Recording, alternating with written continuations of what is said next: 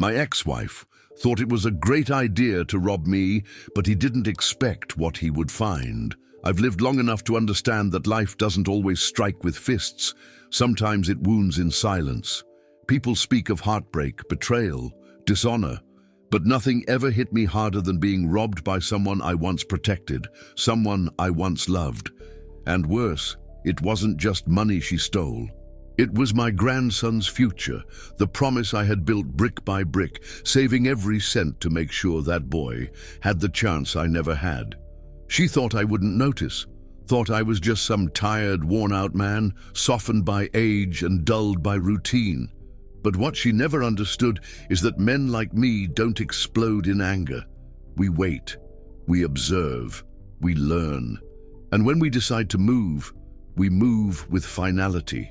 She believed time had made me weak, but time only sharpened me. This isn't a story about a woman who stole. It's the story of a man who spent his life working with his hands, sacrificing, giving, loving, and what happens when someone crosses that line thinking there won't be consequences. It's about a quiet promise made to a boy who still calls me Grandpa with stars in his eyes, and the storm that began brewing the moment I saw those stars start to fade. So if you're here expecting drama, rage, and revenge, you'll get it. But don't expect it to come loud and wild. Expect it to come with precision, with dignity, with the kind of justice only age can deliver. Because I didn't get even with fire, I got even with patience. Life had settled into a quiet rhythm after retirement. I'd wake up early, out of habit more than need, brew my black coffee, and sit on the porch watching the neighborhood slowly come to life. My son, Daniel, lived a few streets over with his wife and their boy. My grandson, Matthew. That boy meant the world to me. I used to pick him up from school, take him fishing on weekends, tell him stories about the old days.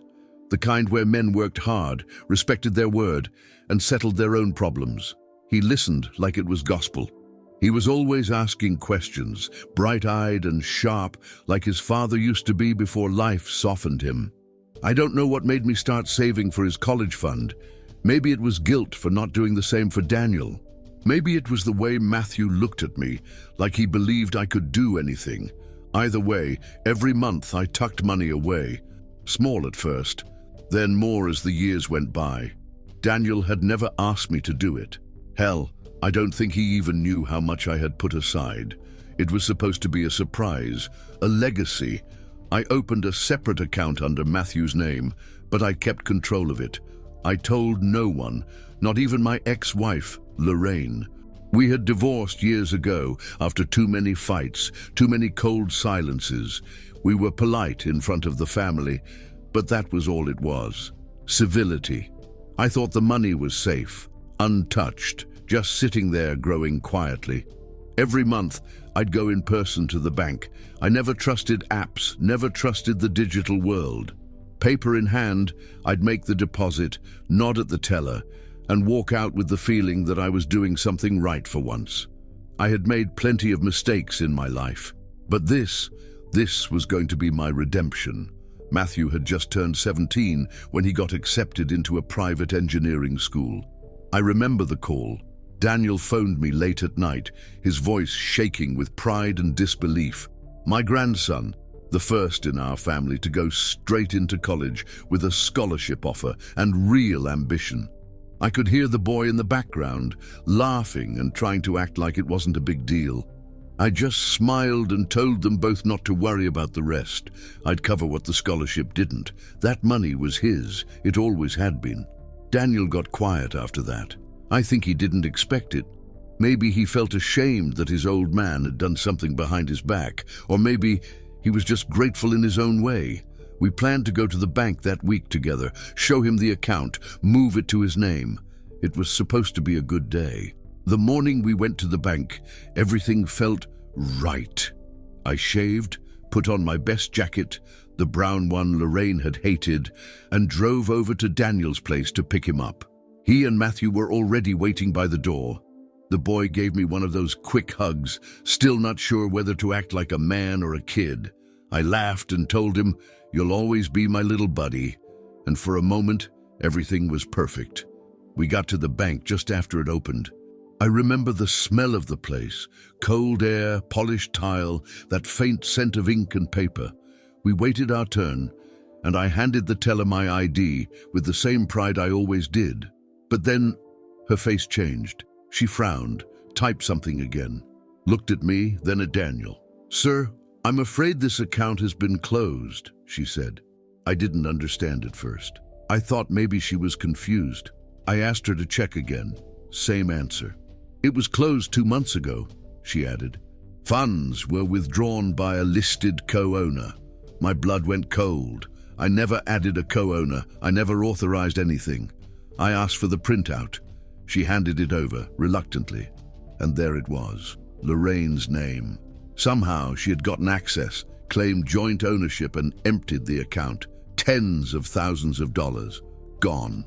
My hands were shaking as I looked at that sheet of paper. Daniel said nothing.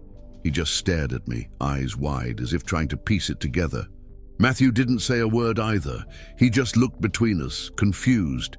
I felt something crack inside me, not because of the money, but because someone I had once trusted, someone I had once loved, had stolen my grandson's future like it was hers to take. I didn't make a scene. I didn't curse or shout. I thanked the teller, folded the paper, and walked out of that bank with the quiet rage only age can contain. Daniel followed behind me, saying things I couldn't quite hear. Something about calling Lorraine, about figuring it out, but I wasn't listening anymore. My mind was somewhere else, somewhere cold, calculated. I had always known Lorraine was bitter, vindictive, but this was deliberate. She had waited for the right moment, for when I was old enough to stop checking every detail. Maybe she thought I'd never notice. Maybe she thought I wouldn't have the strength to fight back. But she forgot one thing. I wasn't dead yet, and I wasn't about to let her win. We sat in silence for most of the ride home. The kind of silence that weighs on your chest and makes every breath feel like a chore. Daniel kept looking at me like he wanted to say something, maybe to apologize, maybe to ask how this happened, but I wasn't ready to talk. My hands were gripping the steering wheel harder than I realized. I wasn't angry at him. He didn't know, but still, it burned.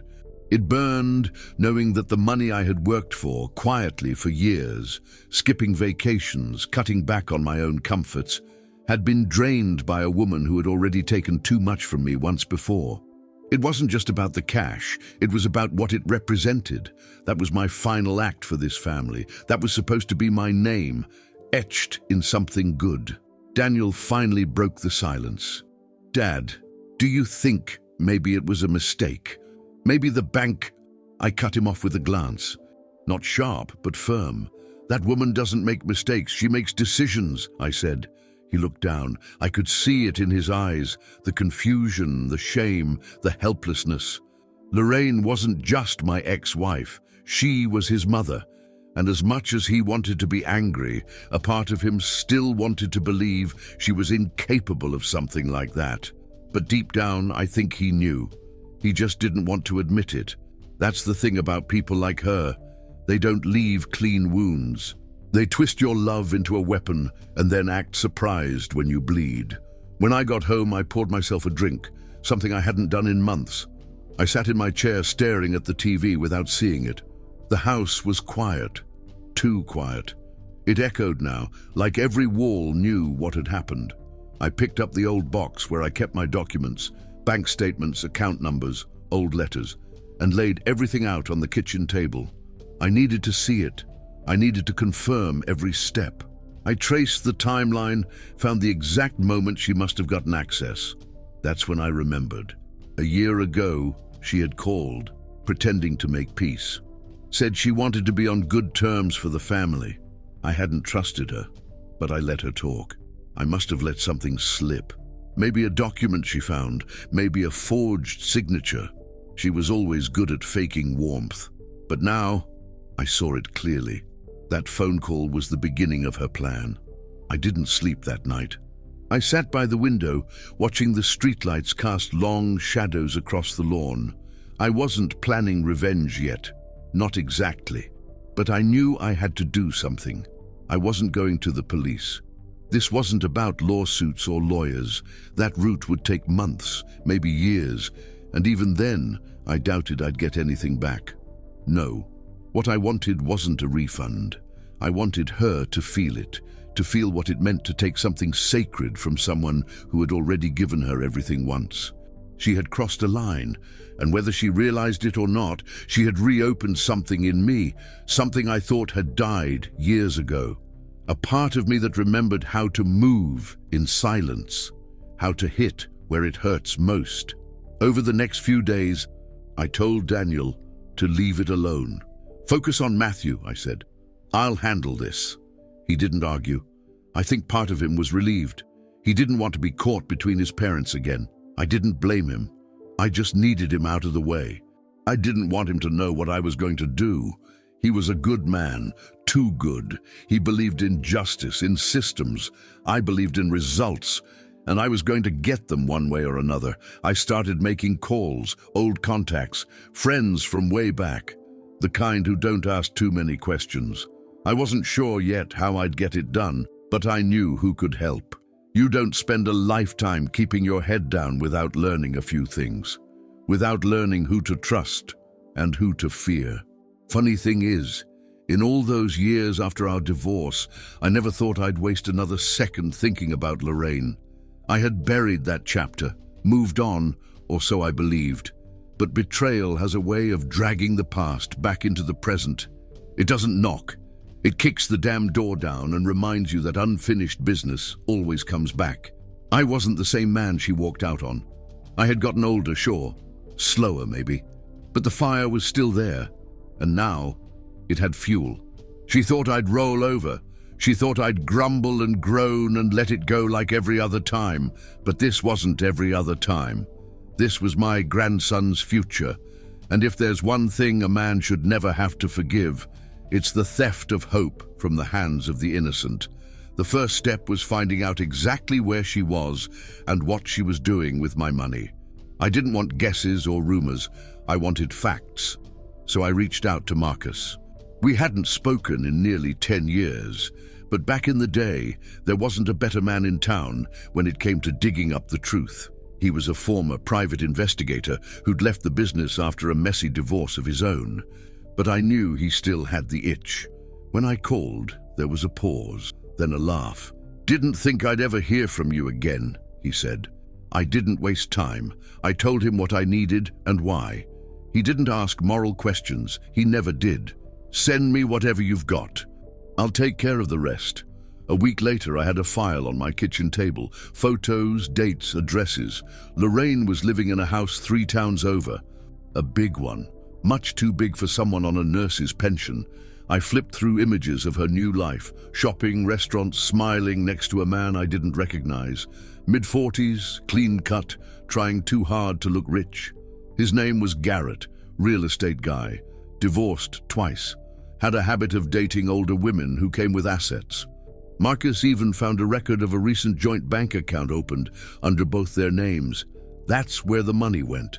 Not just Matthew's college fund, my life savings.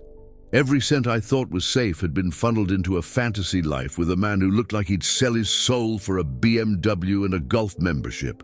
What stung the most wasn't the betrayal. It was the ease of it. She didn't hesitate. She didn't blink. While I spent nights planning how to surprise my grandson with the tuition paid in full, she was buying designer handbags and flying to Miami with a man who probably couldn't spell integrity. I sat with that file for a long time, the rage building in slow, controlled waves. I wasn't going to scream. I wasn't going to threaten. No, I was going to bleed her without her even realizing she was cut, not until it was too late. Revenge, if done right, isn't loud. It's quiet, precise, surgical. I started learning about Garrett, his business, his habits. Turned out his real estate operation wasn't exactly clean. He'd been investigated for fraud 3 years ago, but got off on a technicality. A man like that always has cracks in his foundation. And I was going to find the biggest one, because I knew one thing. Lorraine had picked a partner just as greedy as she was, and greed makes people sloppy. I spent nights cross-referencing names, addresses, company filings, called in a favor from a guy I helped out decades ago, now working in finance. It wasn't long before patterns emerged. Garrett had been laundering money, small scale but consistent, and if he thought nobody noticed, he was wrong. But I wasn't planning on going to the police. No, that wasn't justice, that was paperwork. I wanted something deeper, something lasting, so I began to construct a little story of my own, one that would eventually reach Garrett's partners, his clients, his competitors. I drafted emails, gathered documents, a portfolio of damning evidence, just enough to make him paranoid, to make him question who was leaking, who was watching. I'd let the fear do most of the work. Meanwhile, I'd hit Lorraine where it hurt. Her pride, her image. I'd take back every dollar I could, but more importantly, I'd dismantle the little castle she'd built on stolen stones. Every day after that became a routine. Wake up, work out, eat breakfast, and dedicate the next hours to peeling back the layers of their lives. I became obsessed, but I was calm, focused. It gave me purpose again, a reason to move, to plan, to fight. And with each new detail, I got closer to the moment I'd step out of the shadows and show her just how badly she'd miscalculated. Lorraine always thought I was the quiet type, passive, predictable. She had no idea who I used to be, but she was about to remember. With the evidence piling up, it was time to act, but carefully. I knew I couldn't rush. Mistakes would ruin everything. So I started small, sending anonymous tips to Garrett's business associates. Nothing direct, just enough to plant a seed of doubt. I crafted messages hinting at irregularities, missing funds, questionable transactions. The reactions were subtle at first, hushed conversations, uneasy glances, cancelled meetings. But I could tell the cracks were forming.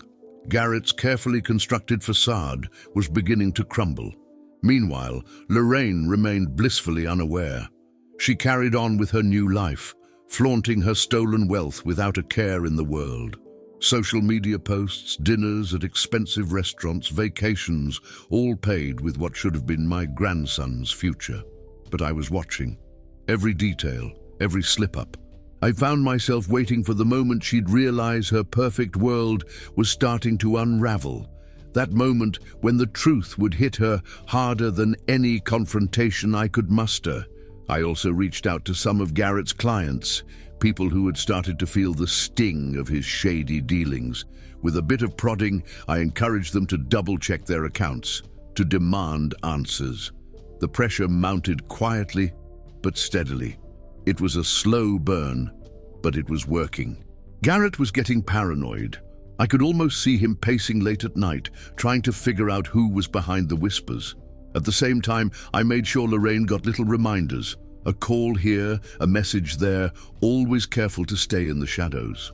I wanted her anxiety to grow, to make her second-guess every move. I pictured her sitting alone in that big house, the silence pressing in, the fear of losing everything gnawing at her. She thought she had won. But she was losing more than money. She was losing control. The hardest part was staying patient. There were days when my anger flared, when I wanted to confront them both, to make them pay in person. But I held back. I knew this was a game of endurance, not brute force. And every day that passed, I was closer to the end game. My grandson's future was worth that much, and more. As the days turned into weeks, the tension in Garrett's world became palpable. His once confident stride slowed, his sharp suit suddenly seeming to hang on a man losing his grip. Rumors began to swirl in the business circles, subtle but damaging. He started missing meetings, making excuses that barely convinced anyone. The man who thrived on control was now desperate, and that desperation was the leverage I needed. I kept my distance, letting the storm brew quietly, knowing that any premature move could send everything crashing down too soon. Lorraine, on the other hand, began to show cracks in her facade. The carefree woman who flaunted stolen riches started to withdraw, cancelling her lavish plans, spending nights pacing the halls of that house she thought was her kingdom. I imagined the cold creeping in through those large windows, matching the chill that must have settled in her heart. She was alone, haunted by the fear of exposure. And that fear was my silent weapon, more effective than any confrontation.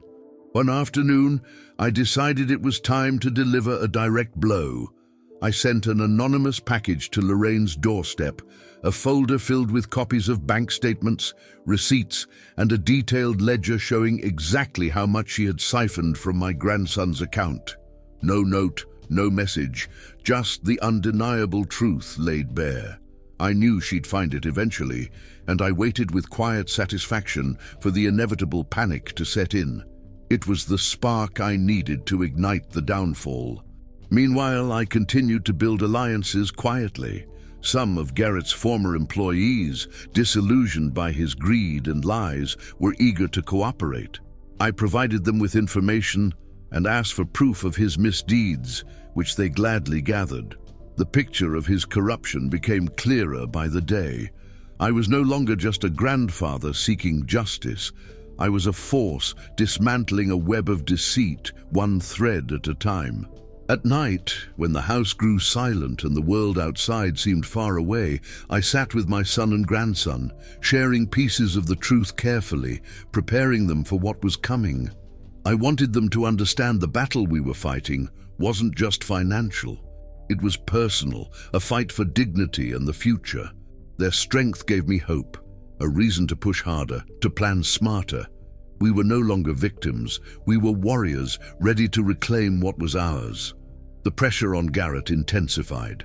I heard through whispers that some of his key investors were demanding explanations, some pulling their support altogether.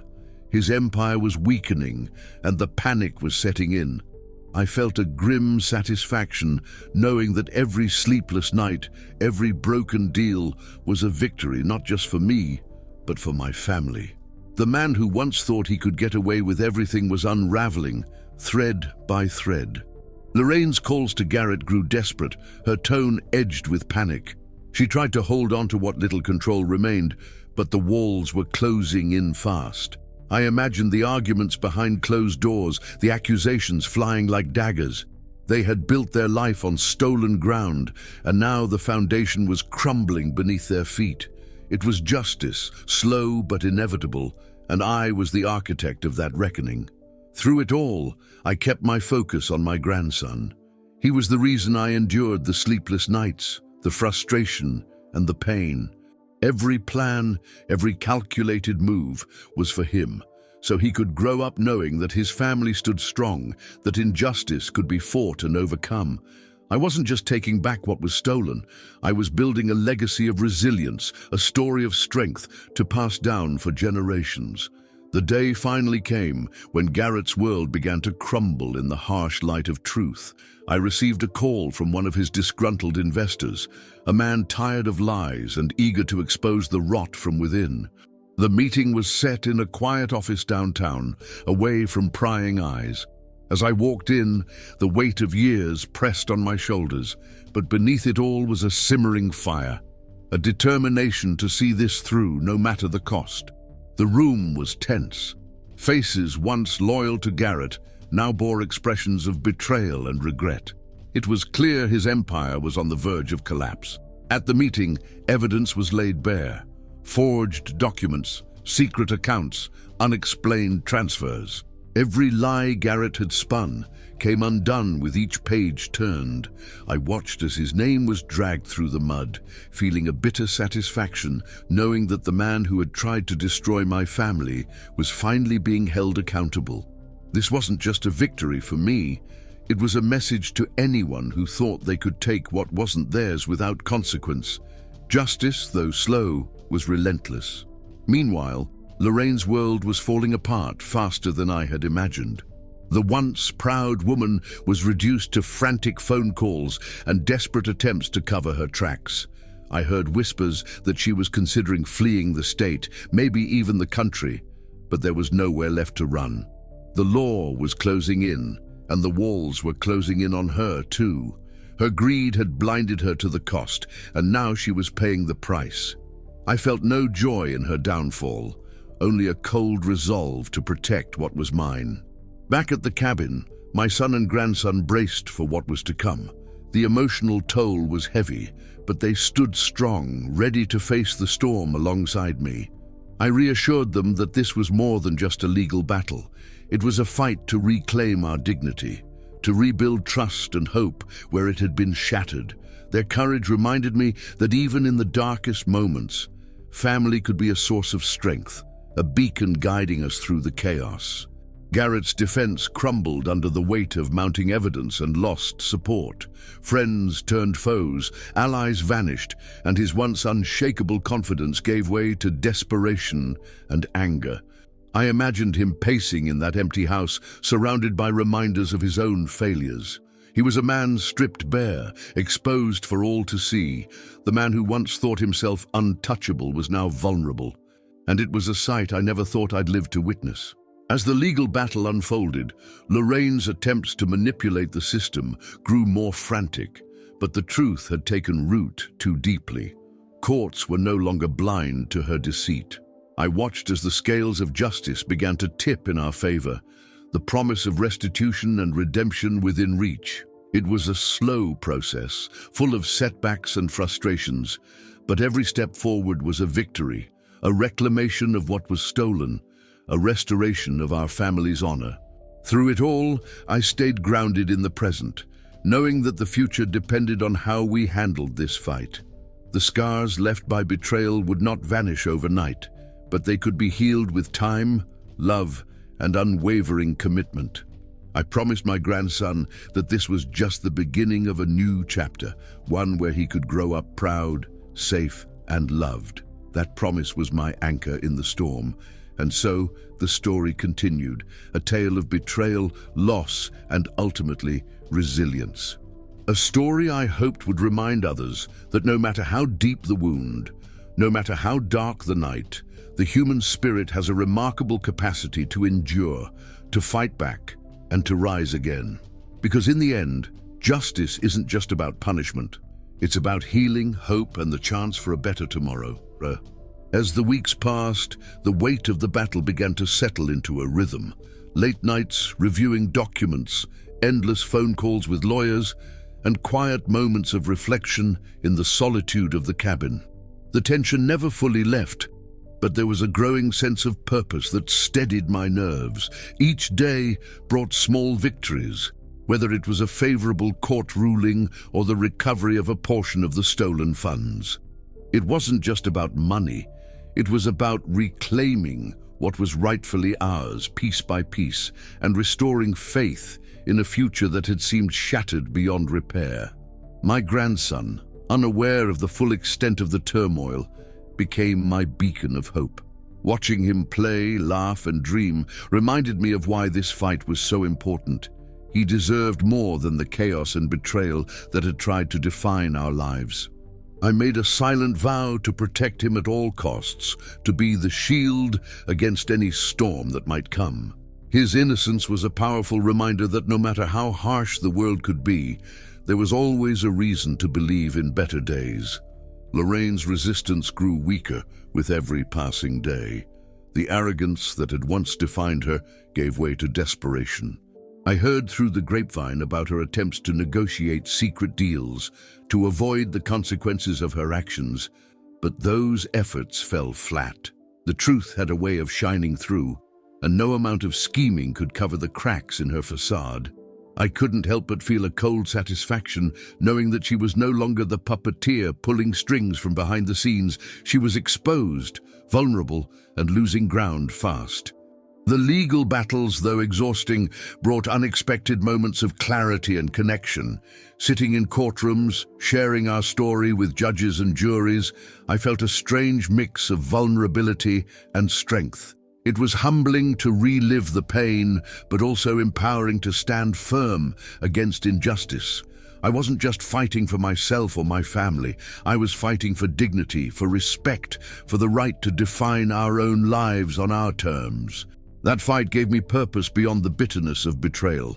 In the quiet moments at home, away from the chaos, I found solace in routine.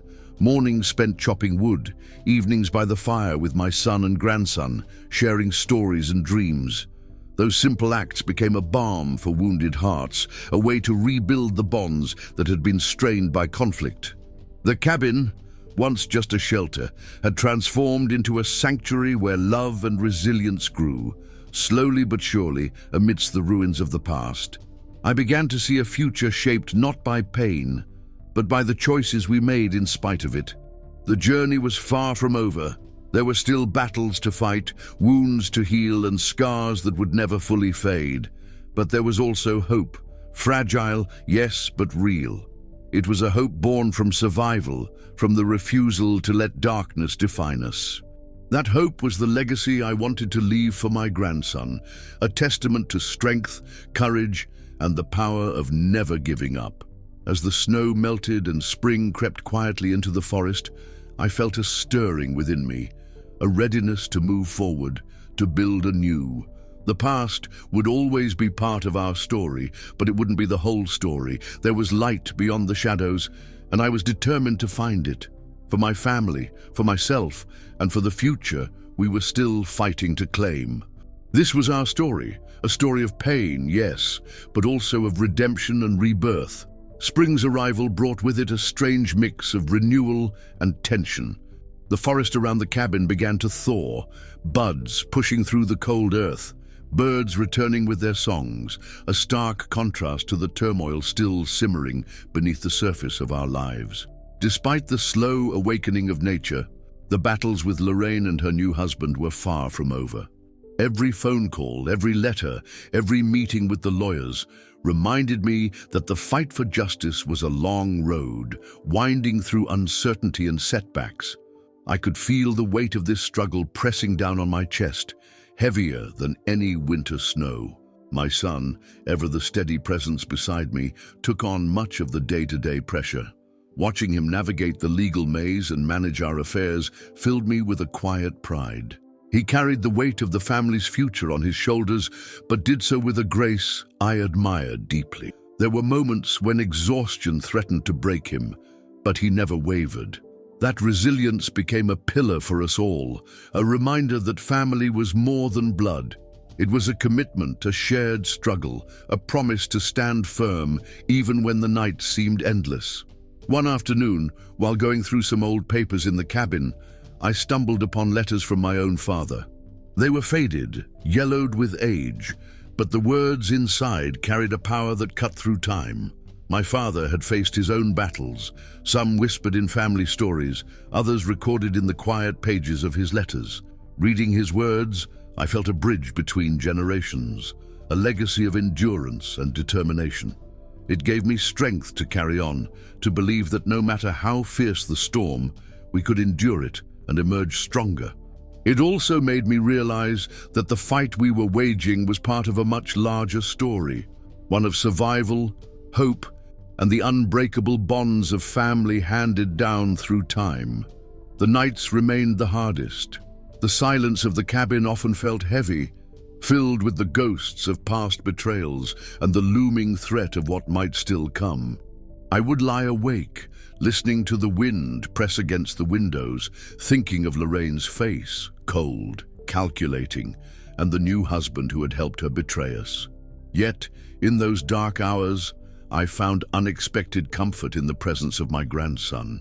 Holding him close, feeling his steady breathing against my chest, I knew that this fragile life was the heart of our struggle, the reason to keep pushing forward.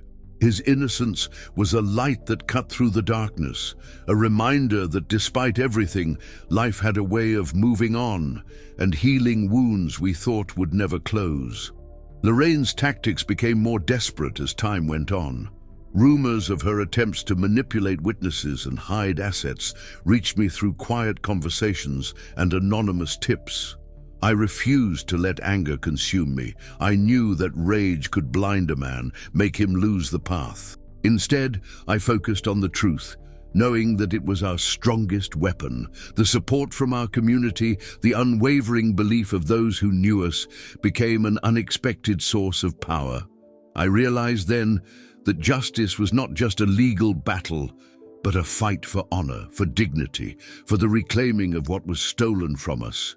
Our peace, our trust, our legacy. Amidst the chaos, small moments of normalcy shone through like flickering stars. Sundays spent fishing with my son, teaching my grandson to skip stones on the frozen lake, quiet evenings by the fire, sharing stories of better days. Those fragments of peace were precious. They reminded us that life wasn't just about pain and revenge, but also about love and healing. Those simple moments kept us grounded, connected to the truths that sustained us when everything else seemed uncertain, reminding me of what we were truly fighting for. Each day brought new challenges, but also new reasons to believe in a better future. The struggle to reclaim what was lost was shaping us in ways I hadn't expected, hardening some parts of my soul while softening others. I was learning to balance anger with forgiveness, bitterness with hope. The path ahead was still unclear, but I no longer feared the unknown.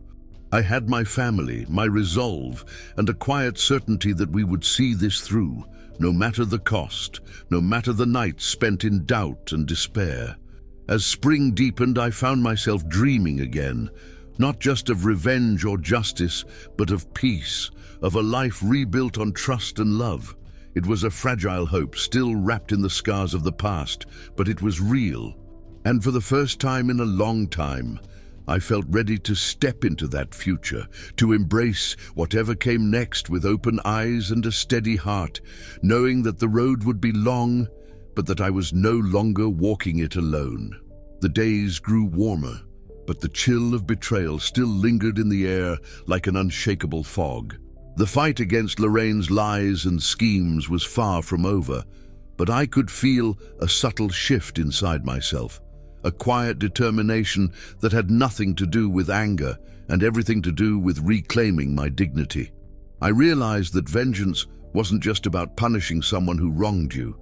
It was about standing tall in the face of deceit, about protecting what mattered most, even when the world seemed determined to tear it all apart. Every call from the lawyer, every meeting at the bank, every whispered conversation about the missing money and the stolen trust was a reminder that this was no ordinary battle. It was a war for my family's soul. My grandson was growing fast, his laughter starting to fill the once silent corners of the cabin. Watching him chase the first butterflies of spring, his eyes wide with wonder, reminded me that life had a stubborn way of pushing through even the harshest winters. It gave me hope that we could build something new, something stronger than the broken pieces left behind by Lorraine's betrayal. I made a silent promise to him and to myself. No matter what happened, I would fight to give him a future where trust wasn't shattered, where family wasn't torn apart by greed and lies. One afternoon, as the sun cast long golden shadows across the thawing forest floor, my son and I sat down to talk about the next steps. He was calm but resolute, the same strength I had seen in him since the beginning of this nightmare. We knew that the legal battle would drag on for months, maybe years, and that patience would be our hardest weapon. But we also knew that the truth was on our side, and that was a power no amount of money or deception could buy.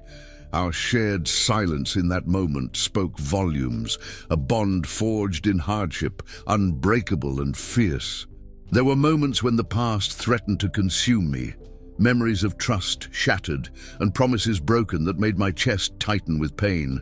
But I fought to keep those ghosts at bay, to focus on the here and now, the cold nights, the quiet mornings, the small victories.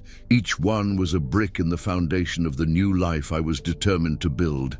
I found solace in routine, in the simple acts of caring for my family and the cabin that had become our sanctuary. It wasn't just a house. It was a symbol of resilience, a place where the past's shadows could be faced and slowly overcome. Lorraine's name still stung when it crossed my lips, but I learned to say it without trembling. The woman who had once been my wife, who had stolen from us and betrayed my trust, was now just a chapter in a story I was rewriting. The real battle was no longer about anger or revenge. It was about healing, about reclaiming my peace and protecting the fragile hope growing inside our little family. Each step forward was a victory, no matter how small, and I clung to those moments with everything I had. One evening, as I sat by the fire watching my grandson sleep peacefully in his crib, I felt a strange sense of calm wash over me. The road ahead was uncertain, filled with challenges I couldn't yet see, but for the first time, I wasn't afraid. I knew I wasn't alone. We had survived the worst storms, and now it was time to start building a future. One not defined by betrayal, but by the strength of love and the will to endure. That night, the silence in the cabin was no longer heavy or suffocating. It was a quiet promise that no matter what, we would find our way through. The days grew warmer, but the chill of betrayal still lingered in the air like an unshakable fog. The fight against Lorraine's lies and schemes was far from over, but I could feel a subtle shift inside myself. A quiet determination that had nothing to do with anger and everything to do with reclaiming my dignity. I realized that vengeance wasn't just about punishing someone who wronged you. It was about standing tall in the face of deceit, about protecting what mattered most even when the world seemed determined to tear it all apart. Every call from the lawyer, every meeting at the bank, every whispered conversation about the missing money and the stolen trust was a reminder that this was no ordinary battle. It was a war for my family's soul. My grandson was growing fast, his laughter starting to fill the once silent corners of the cabin. Watching him chase the first butterflies of spring, his eyes wide with wonder, reminded me that life had a stubborn way of pushing through even the harshest winters. It gave me hope that we could build something new, something stronger than the broken pieces left behind by Lorraine's betrayal. I made a silent promise to him and to myself. No matter what happened, I would fight to give him a future where trust wasn't shattered, where family wasn't torn apart by greed and lies.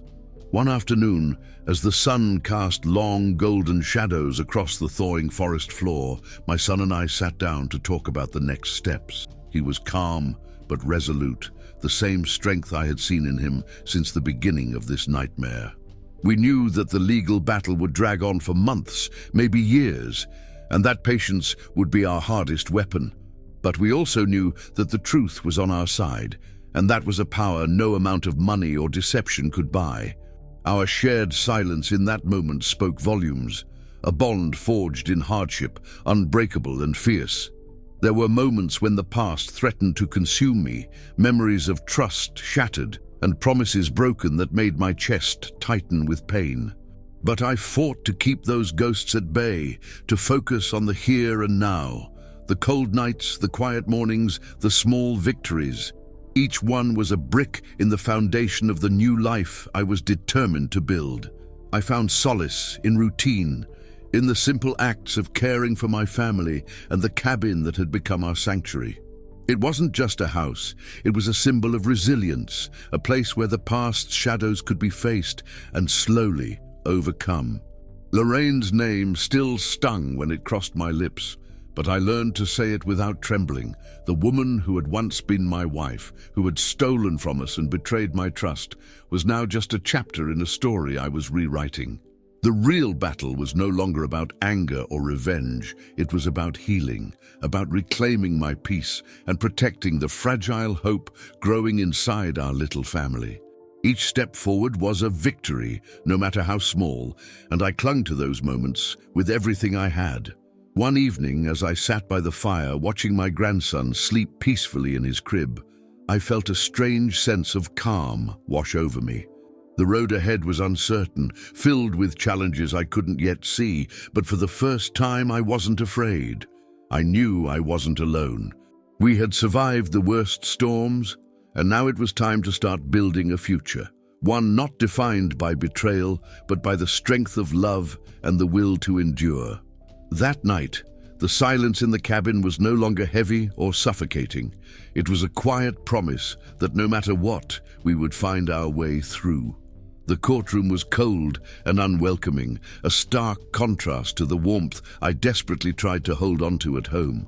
Every session felt like a battle of wills, with Lorraine's lawyers twisting words and facts, trying to paint me as the villain, as if I were the one who had betrayed my own family. But beneath the polished suits and rehearsed statements, I saw through the facade. This was a woman who had chosen greed over love, who had stolen not just money, but years of trust and peace from all of us. Yet, even in the face of her lies, I refused to stoop to her level.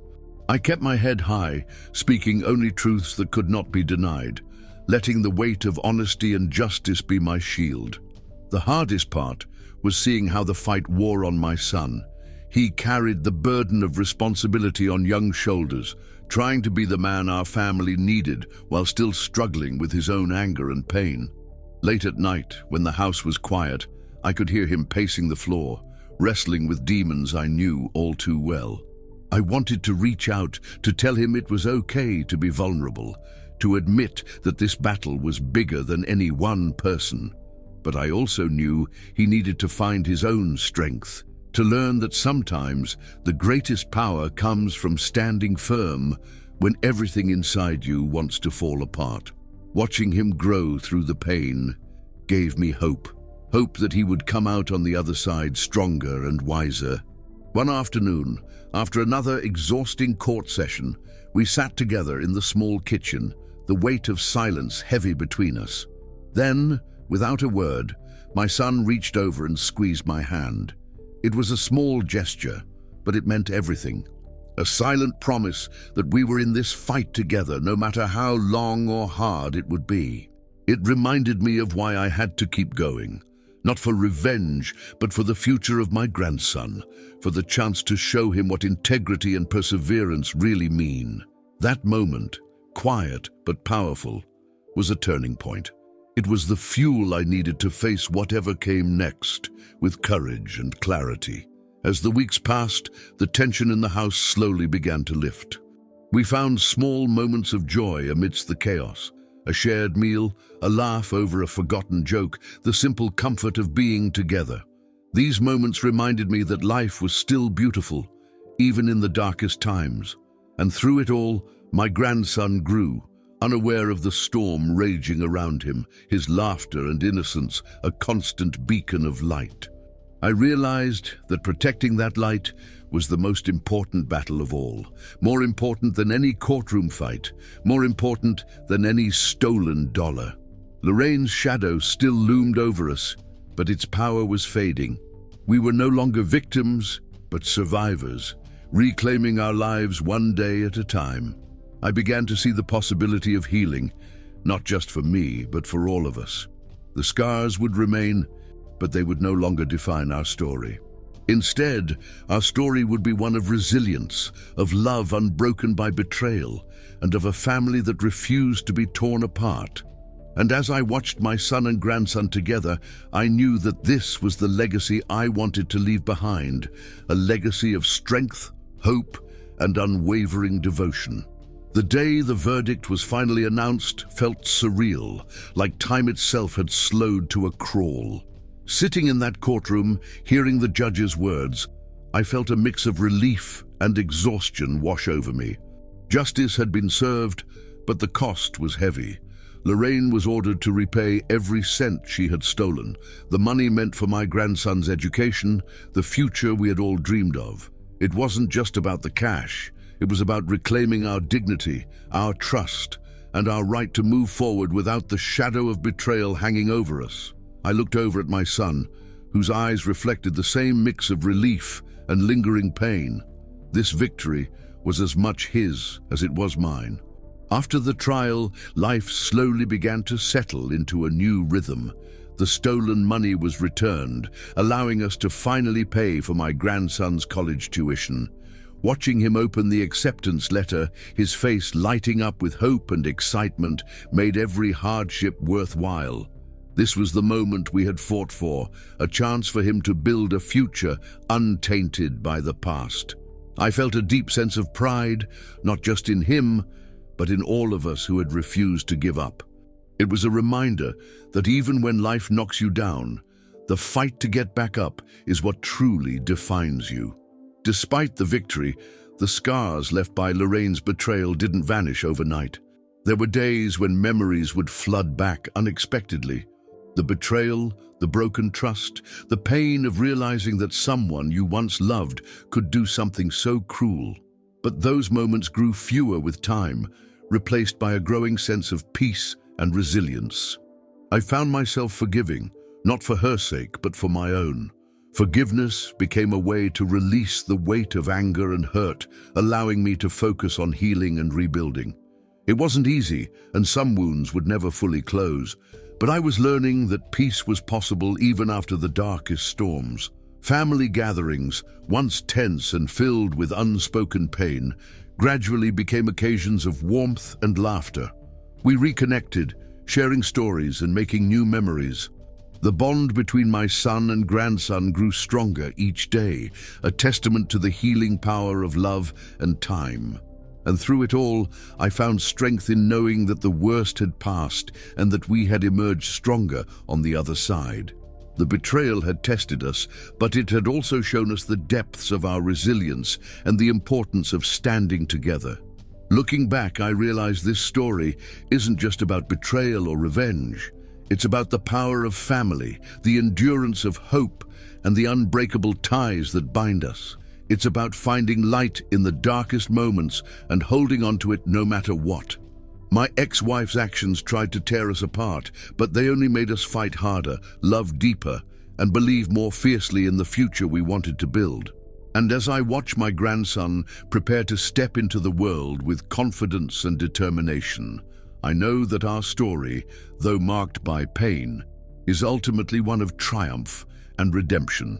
In the weeks that followed the court battle, I found myself drowning in a sea of conflicting emotions. The sting of betrayal still burned deep, but alongside it, there was a growing sense of clarity. It's strange how a wound so raw can also open your eyes to the truth about people and about yourself. I realized that trust, once broken, isn't something you can simply patch up and forget. It's something you have to rebuild brick by brick, cautiously and patiently. But I also learned that betrayal, as painful as it is, does not have to define your entire life. I refused to be swallowed by bitterness or let anger consume me. Instead, I chose to channel those feelings into determination, a determination to protect what truly mattered: my family, my grandson's future, and my own peace of mind. There were quiet moments when I sat alone, sometimes late at night, reflecting on everything that had happened. Memories of better days with Lorraine mixed painfully with the harsh reality of her betrayal. Yet, even in those moments of sorrow, I felt a strange kind of strength growing inside me. I understood that this chapter of my life, no matter how dark, was only part of a larger story, one I still had the power to write. I began focusing on rebuilding my relationships with my son and grandson, pouring my energy into supporting them and ensuring that the mistakes of the past would not steal their future. I learned to appreciate the small things again. The sound of my grandson's laughter, the way my son's eyes light up when he talks about his work, the peaceful quiet of early mornings before the world wakes up. These simple joys reminded me that life goes on, and that happiness can be found again even after the deepest disappointments. I started making new plans, setting new goals, and taking back control of my life. I was no longer a passive victim of someone else's selfishness. I was becoming the architect of my own future. The anger I once harbored slowly softened, replaced by a quiet resolve. I realized that vengeance, while tempting, could only take me so far. It might offer a fleeting satisfaction, but true healing comes from forgiveness, not necessarily for her, but for myself. Holding on to hate would only chain me to the past and prevent me from moving forward. So I chose to let go of the bitterness, not because I excused what Lorraine did, but because I needed to free myself from the prison of resentment. This was the real victory, reclaiming my peace of mind.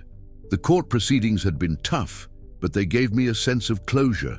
I fought hard to recover what was stolen, not just for the money, but for the principle of justice. That fight was necessary, but it was not the end of the story. Beyond the courtroom battles, the real work was in healing the fractures within my family, in rebuilding trust, and in creating a new foundation where love and respect could grow again. It wasn't easy, and there were setbacks along the way, but every day brought small victories. Watching my grandson prepare for college now fills me with a pride I never imagined I'd feel again. He represents hope, hope that despite the darkness we've faced, brighter days are ahead. He's proof that even when life tries to knock you down, you can stand back up and keep moving forward. Our story is no longer just about loss and betrayal. It's about resilience, redemption, and the power of family.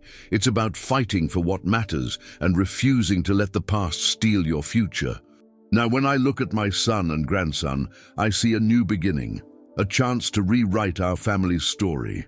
We carry scars, yes, but those scars remind us of battles won and lessons learned. I'm grateful for the strength I found within myself, for the support of those who stayed by my side, and for the hope that fills our home. This chapter, once filled with pain and uncertainty, has given way to something new, a promise of healing, love, and a future built on trust. This experience changed me in ways I never expected. It taught me that life can be cruel, but it can also be incredibly kind if you give it a chance. It reminded me that even in our darkest moments, there's always a glimmer of light waiting to guide us back. And most importantly, it showed me that family, no matter how broken or complicated, can be the greatest source of strength and redemption. As I move forward, I carry that lesson with me, ready to face whatever comes next with an open heart and a steady spirit. After the storm had passed and the dust settled, I finally found a sense of calm I hadn't known in years. The courtroom battles, the endless phone calls, the sleepless nights filled with worry, all of it started to feel like distant memories. What remained was the quiet, steady rhythm of everyday life, rebuilt from the wreckage of betrayal. I learned that healing isn't a dramatic event, but a slow process made up of small moments. A shared meal with my son, a smile from my grandson, the sound of their voices filling the house. These moments reminded me that life, no matter how hard it hits you, still holds beauty and meaning. One afternoon, as I watched my grandson study at the kitchen table, I felt a wave of pride wash over me. This young man, who had been threatened by the selfishness and greed of others, was determined to succeed. His dedication reminded me why I fought so hard to protect that college fund. It wasn't just about money. It was about preserving a future full of possibilities. The weight of Lorraine's betrayal still lingered, but it was no longer a chain around my neck. Instead, it was a lesson etched deep in my soul, a reminder to stay vigilant, to value trust, and to never take what matters for granted. I also noticed a change in myself. The anger that once consumed me had transformed into something quieter, more focused. I wasn't bitter anymore. I was resolute. I had faced one of the hardest trials of my life and come out stronger. There was still pain, yes, pain that would probably never fully fade, but it no longer defined me. Instead, it fueled my determination to be a better father, grandfather, and man. I wanted to build something lasting, something real, for the people I loved most. The experience made me reevaluate what family really means. Blood ties can be broken or stretched thin, but true family is built on loyalty, respect, and love that doesn't waver in the face of adversity. My son and grandson became my anchors, my reasons to keep pushing forward. We shared our fears, our hopes, and slowly rebuilt a bond stronger than before. It wasn't perfect, and it took time, sometimes long, painful conversations, but the foundation was solid. Looking back, I realize how much this journey changed me. I went from a man crushed by betrayal to one who found resilience in the darkest moments. I discovered that even when people hurt you the most, it's possible to heal and reclaim your life. The scars remain, but they're not wounds that bleed anymore.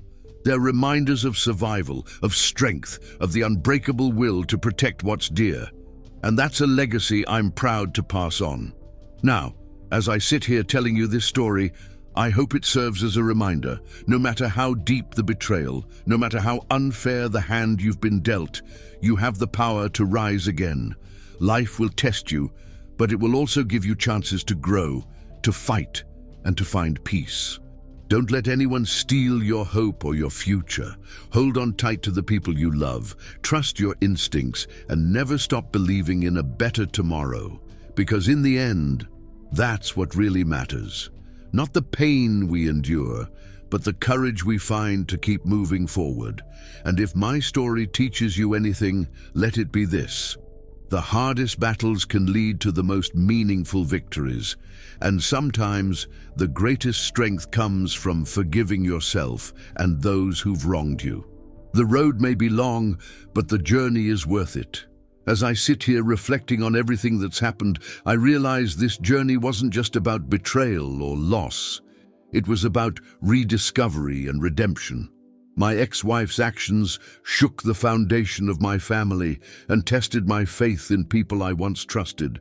But through the darkness, I found a light within myself that I didn't know existed. I learned that no matter how cruel life can be, the human spirit has an incredible capacity to heal, to forgive, and to rebuild. The pain I felt was real, but it didn't have to define me or my family's future. The relationship between my son, my grandson and me has grown stronger because of what we endured.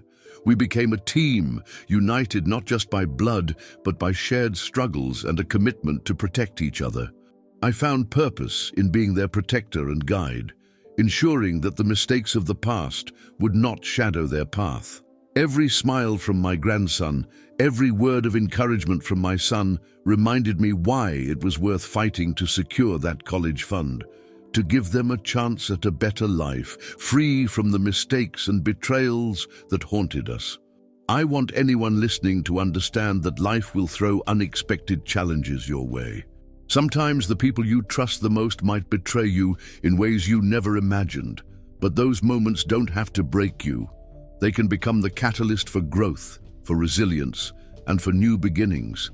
It's not about revenge or bitterness. It's about rising above the hurt and reclaiming your power.